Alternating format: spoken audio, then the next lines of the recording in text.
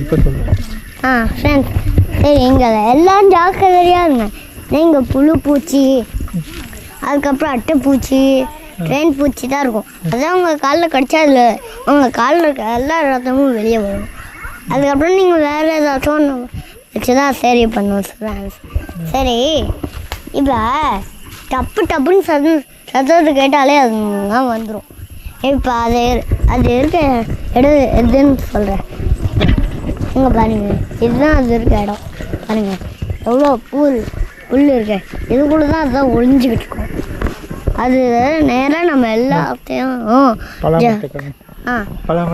சொல்லு. பலாப்பழம் இங்கே தான் இருக்கு. இங்கே பாருங்கள், பலாப்பழம் நிறையா இருக்கு.